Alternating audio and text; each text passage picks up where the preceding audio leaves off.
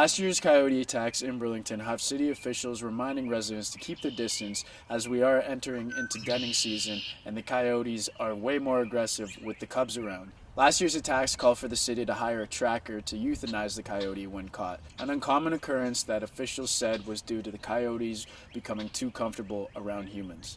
The situation here where there is physical interaction with, especially an adult, which is larger in size, is a little different.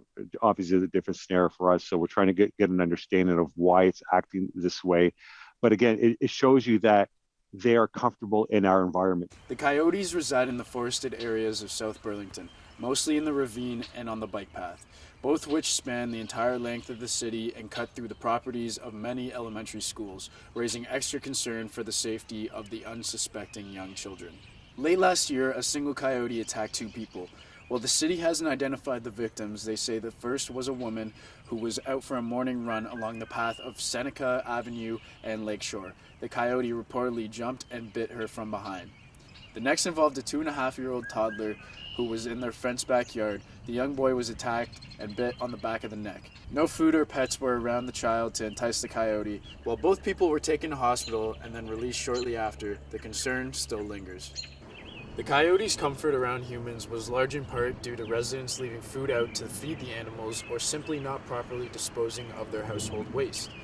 These actions led to multiple coyotes being euthanized by order of the city.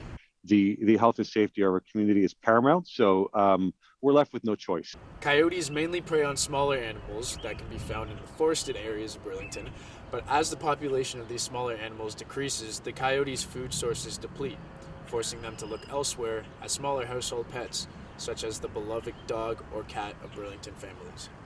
This is Chimmy. Chimmy, an older age Chihuahua, is exactly the kind of pet that coyotes will prey on given the opportunity.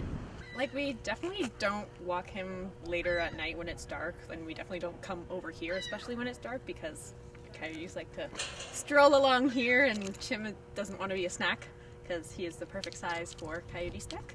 The city encourages pet owners to be aware and prepared when taking their animals through coyote territory.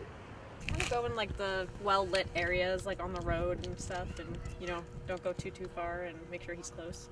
Hand feeding and ground feeding wildlife on private or public property is prohibited by the city's lot maintenance bylaw and is subject to a fine ranging from $500 to a maximum $100,000.